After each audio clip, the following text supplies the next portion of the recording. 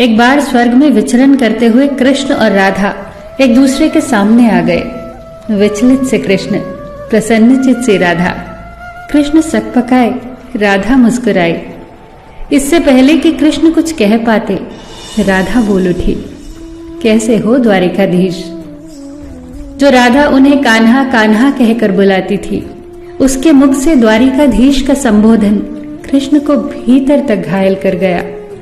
फिर भी किसी तरह अपने आप को संभाल लिया उन्होंने और बोले राधा से, मैं तुम्हारे लिए आज भी वही कान्हा हूं।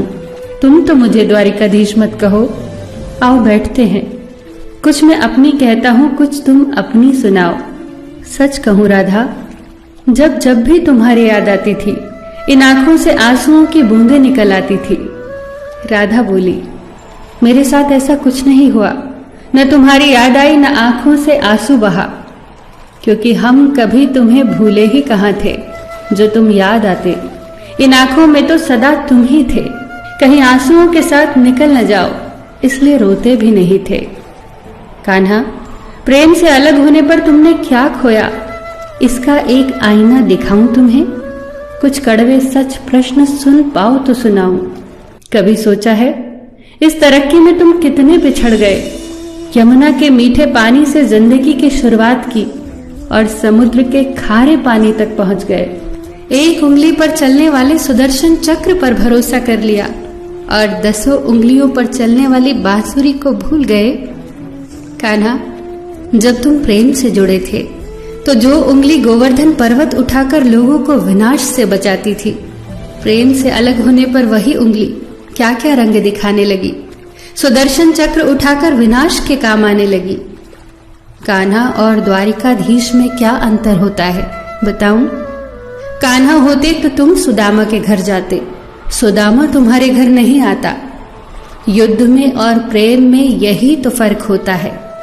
युद्ध में आप मिटाकर जीतते हैं और प्रेम में आप मिटकर जीतते हैं। कान्हा, प्रेम में डूबा हुआ इंसान दुखी तो रह सकता है, पर किसी को दुखी नहीं कर सकता। आप तो कई कलाओं के स्वामी हो, स्वप्न दूरदृष्टा हो, गीता जैसे ग्रंथ के दाता हो, पर आपने ये क्या निर्णय लिया? आपने अपनी पूरी सेना कौरवों को सौंप दी और अपने आप को पांडवों के साथ कर लिया। सेना तो आपकी प्रजा थी, राजा तो पालक होता है, उसका रक्षक होता है। आप जैसे महाज्ञानी उस रथ को चला रहे थे जिस पर बैठा अर्जुन आपकी प्रजा को ही मार रहा था। अपनी प्रजा को मरते देख आप में करुणा नहीं जगी, क्योंकि आप प्रेम से शून्य हो चुके थे। आज भी धरती पर जाकर देखो, आपकी द्वारिकाधीश वाली छवि को ढूंढते रह जाओगे। हर जगह, हर मंदिर में मेरे ही साथ खड़े नजर आओगे। मैं जानती हूं कान्हा, लोग गीता के ज्ञान की बात करते हैं, उसके महत्व की बात करते हैं, पर धरती के लोग युद्ध वाले द्वारिकाधीश पर नहीं, प्रेम वाले कान्हा पर भरोसा करते हैं। गीता में मेरा दूर दूर तक नाम नहीं है, पर आज भी लोग उसके समापन पर राधे राधे कहते हैं। ये कहानी काल्पनिक जरूर है, पर इसके भीतर छिपी सीख बहुत महत्वपूर्ण है।